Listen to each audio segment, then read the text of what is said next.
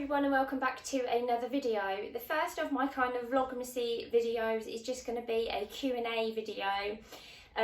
Thank you so much for all of your questions. I know I've got a lot of newish subscribers and obviously a lot of you have been here since the beginning, so thank you all very much for subscribing is the first thing. And also I thought it would just be nice to do a kind of update. I know some of the questions are around kind of meal planning and saving money, and then there's some like Christmassy ones which is nice and some fun ones, and then like a bit of an update as well about kind of like family and health and stuff, which is always nice to get to know people. And I know obviously I've not been feeling the best recently, and a lot of you have commented and saying that you hope I get well soon, so thank you for that as well. Duke's here as well. He'll probably be in and out and probably barking in the background. But yeah, as always, it's just kind of real life. The kids are upstairs playing Nerf, and yeah, so anyway, I've got my piece of paper here, just because I've got the questions written down. So if you see me glancing down, that's why. I'm just kind of checking that I don't miss anyone's questions. So first of all, I will start. There was quite a few fun ones. So I'll start with those ones just so you can kind of get a gauge of kind of what I'm like. So my favourite meal of all time, this is really tricky because I'm a complete foodie and there is so many things that I like to eat, mainly carb based. You'll see most of our dinners always have, you know, carbs. It's always like garlic bread on the side or naan bread on the side or tortilla chips or something. I add carbs to pretty much anything I can. So it would probably either be like a really tasty, massive pizza. I love like Pizza Express pizzas and dough balls, things like that. Or if I was feeling posh, it might be like fillet steak, dauphinoise, tender stem broccoli, something like that. And a glass of red wine if I was feeling posh. Or if I was just feeling really greedy, then I'd probably just have like a massive pizza, dough balls, and like a Diet Coke or something. So something fairly unhealthy probably. Any job in the world, I would probably like to do something like maybe be, what do you call it, someone that does like African safari and like go and like tend to like wild giraffes, and something cool like that would be amazing. Probably not very child friendly, so that might have to be just a wild off the wall one if I was like single or whatever. But yeah, something like that. I love, you know, if you go to like the zoo and like safari places and they've got, you know, like elephants and zebras and giraffes. I love like all those kind of African sort of animals, so it would probably be something like a safari keeper, warden, not sure what they call them, but something cool like that. And also for a family holiday anywhere, it would probably be somewhere like that, Africa, or I'd also really like to go to Australia and New Zealand, and the kids really want to go to Japan, mainly Archie because he's a Pokemon fan and there's apparently lots of Pokemon sort of places there, so he'd like to go to Japan. So it'd be somewhere further afield, but we haven't actually taken them abroad yet. So this year next year we're hoping to take them just somewhere like Spain or Greece or somewhere like that, just so that they can go on an aeroplane.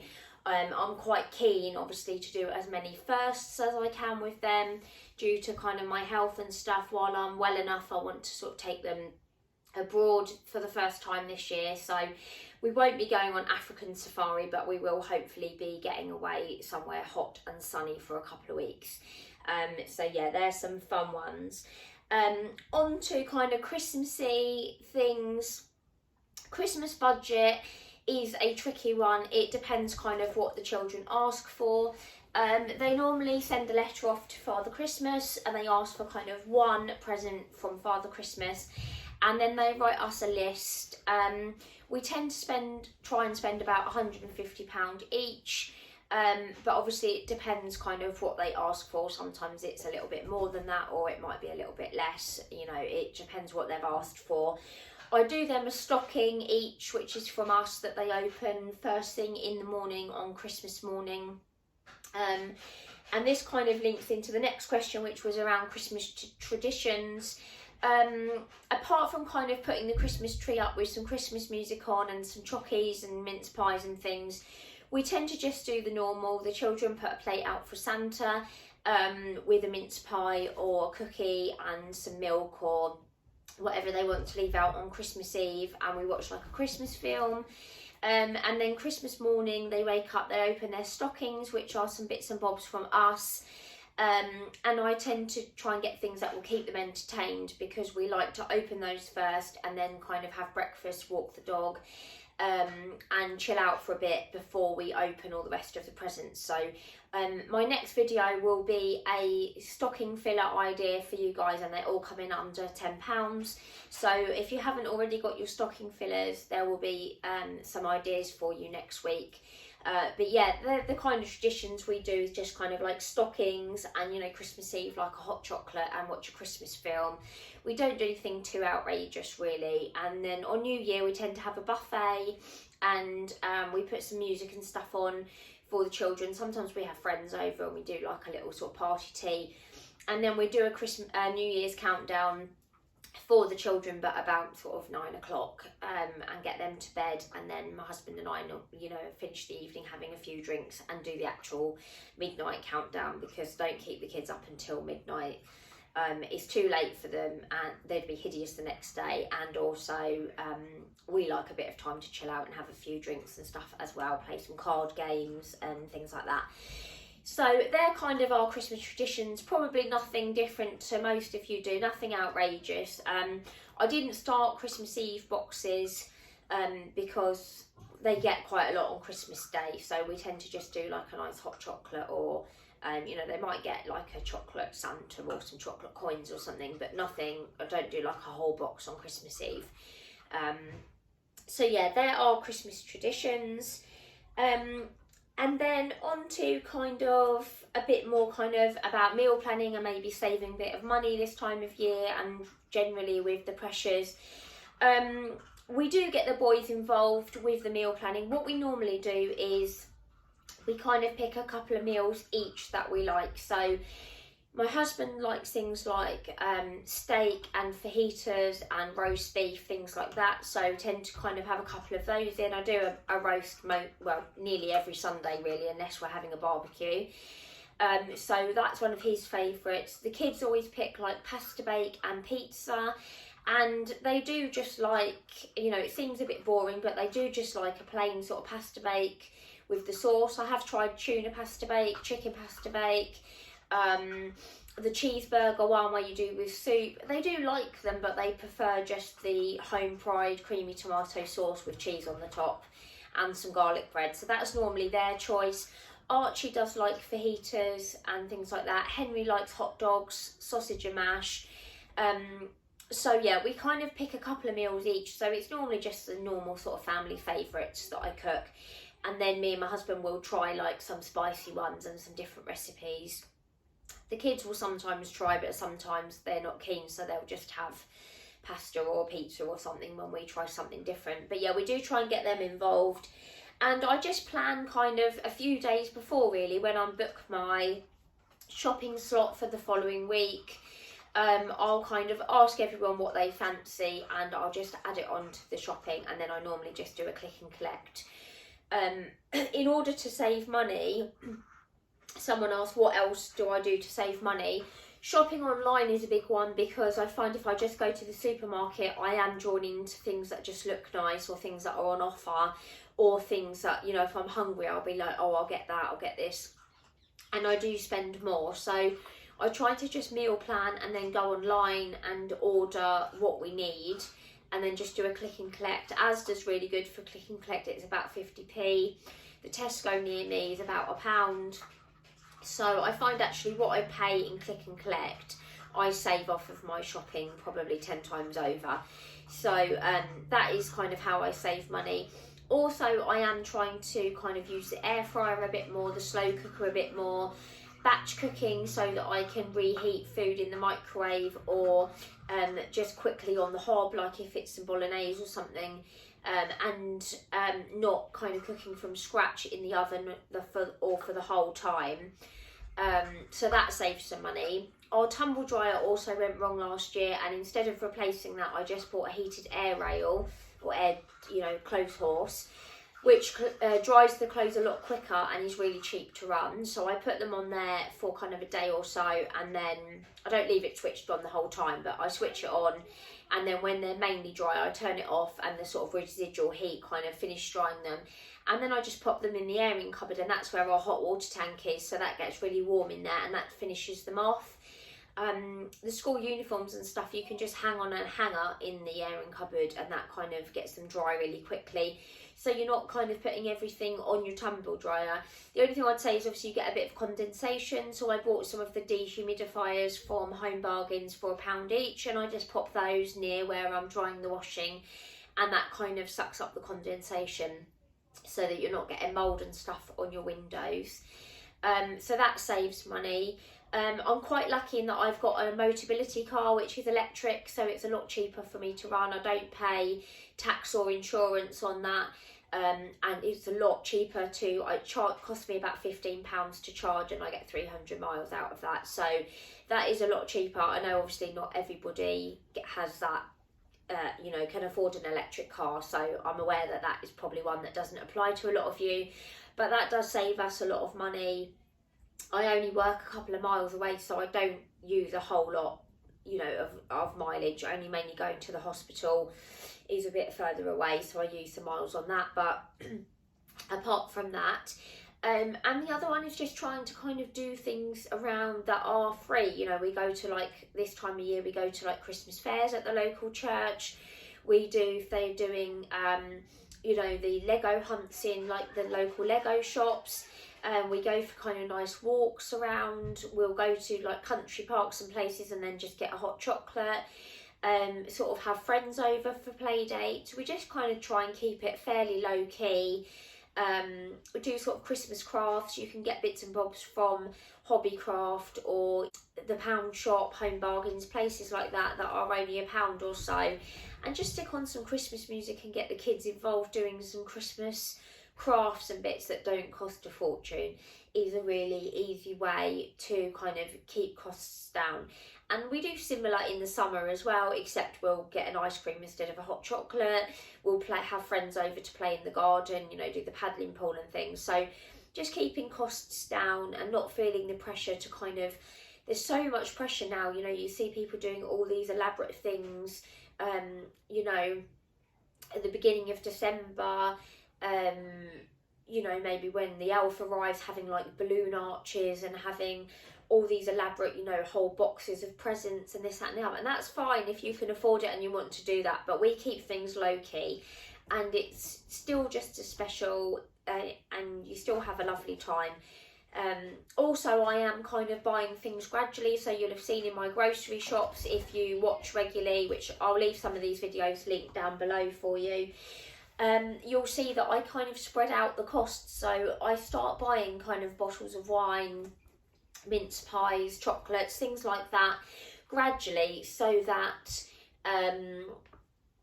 I'm not going out and spending £400 or £500 all in one go. I kind of just sneak a few extra bits onto my shopping as the weeks go by, which kind of keep the cost down as well. So just generally, I think trying to use less of everything, bulk out your meals with veg and stuff, you know, put an extra jumper on and keep the heating turned down, try and reduce using your oven and your tumble dryer and things like that as much as you can. Just generally cutting back on most things, I guess, to try and save money. So I hope that's kind of helpful. Health update. I mean, this could be quite a long one. I'll try not to ramble on for too long. For those of you that don't know, I had breast cancer in 2018. I had chemo and a mastectomy, and then unfortunately it came back as secondary cancer in my liver and bones in January last year. I mean, it started Christmas, but I was officially told in sort of January, February time of last year. I'm doing okay. I've moved on to a different treatment now, which is a half chemo, half immunotherapy drug.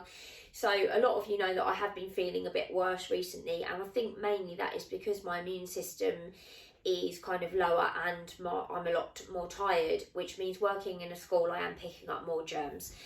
So I've been fairly coldy and tired, but I'm doing okay.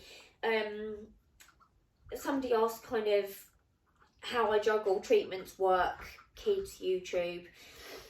It can be a bit of a struggle sometimes, but I only work part-time. My work is really good at kind of letting me have, obviously I have time off for my appointments and my treatments, and if I'm not well, obviously I don't go in. The kids are coping fine because I try and keep it fairly, you know, like they know I'm on a different medicine, they know I feel poorly sometimes, but they know I've got cancer obviously, but they don't, you know, we don't make it, it doesn't really feature too heavily. Day-to-day life is pretty normal, you know. I'm at work, they're at school, my husband's still at work. I feel well enough to kind of do the normal things, take them to cub swimming, parties, you know, all the normal things we do. So at the moment, it's not impacting too much on daily life. I like doing YouTube. It's a distraction. It's a good hobby. I enjoy cooking and stuff like that anyway, and watching other people's videos, so you know I enjoy doing it. Obviously, you know, it's real life, you know, I'm not, you see some YouTube channels and you know people are so glamorous all the time, they're completely done up, their houses are spotless, they've got full makeup on all the time, you know, it's not what I'm like anyway. I'm not glamorous, our house is lived in, you know, we've got kids, it's messy sometimes, you know, Duke's in and out and barking, and the meals are, you know, what we eat. I'm not claiming to be a chef or anything else, you know, they're just normal dinners, but I hope you guys enjoy them. I enjoy videoing it, and I just hope it's helpful to some people if you're on a budget and you want some dinner ideas that you can sort of throw together quickly. So yeah, I enjoy doing YouTube. Another question was, when did I start? And I've done it for, well, it was the April-May time after I was diagnosed, and that was the main reason I started it, was because I was off work. I'd had to give up teacher training. I didn't know whether I was going to go back to work or not, and I wanted to do something to just keep me occupied, really. The kids were at school, and I was here all day on my own, and I just thought it would be something fun that I've always fancied doing, and I kind of thought, oh, you know, I don't know if anyone will want to watch. But then, you know, you have something like a cancer diagnosis and you just think, well, you know, you only live once, what's the worst that can happen? If I only have, you know, my mum, my dad, my brother, my sister and my husband and a couple of my friends watching, then so be it. But actually over, I think nearly a year and a half-ish, you know, I've got nearly 1,400 of you watching, which I'm really grateful for. So yeah, you know, like if you're here for the first time, I mainly do, you know, just foodie stuff and family stuff, you know, so if that's your kind of thing, obviously just stick around, hit the subscribe button. I upload a couple of times a week. So yeah, it's just a hobby and I enjoy doing it. And Alex asked as well, what made us get Duke? And again, we got Duke when I was diagnosed, and I've always wanted a sausage dog. And we didn't get one because I was at work full time and I didn't think it was fair to leave him at home all day on his own. But then when I was off poorly, I thought I wasn't actually going to go back to work. So we got Duke, and he was going to just kind of be my little buddy, my little kind of therapy dog. And then I was asked if I'd go back part-time. So obviously I only do a few hours in the morning, so he's not on his own too long. And we, you know, obviously we love him to bits, the kids love him, you know. My husband used to be a cat person, but he's conformed now to being a dog person, and he loves Duke as much as me. So yeah, that's why we got Duke. He wasn't, you know, a lot of people got lockdown puppies. We didn't get him during lockdown. We got him after, when I was diagnosed. So yeah, that's why we got Duke.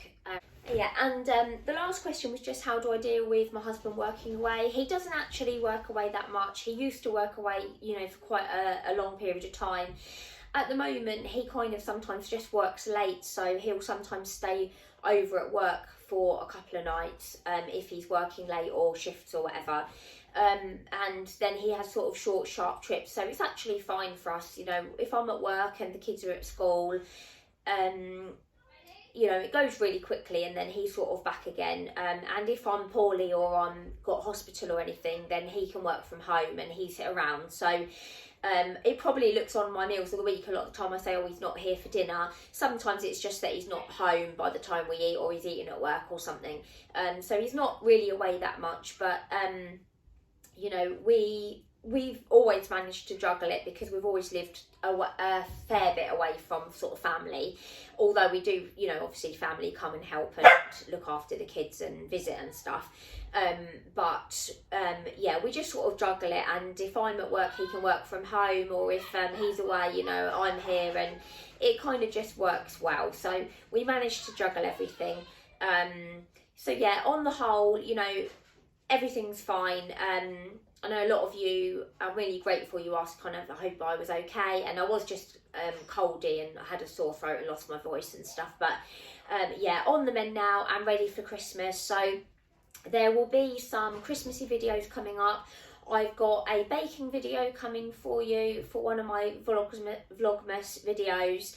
I'm going to do the stocking filler ideas for you, and then I'll also do one the week of Christmas, which I haven't quite decided yet. So if you've got anything in particular you would like to see, obviously leave me a comment and I'll try and get that done for you. But yeah, like I said in my grocery shop, I'm not going to do a video every day because I just don't have time to video and edit and upload one every day.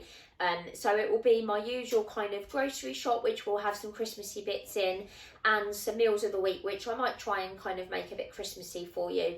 And then there'll be an extra one over the next few weeks as well for some kind of Christmassy ideas.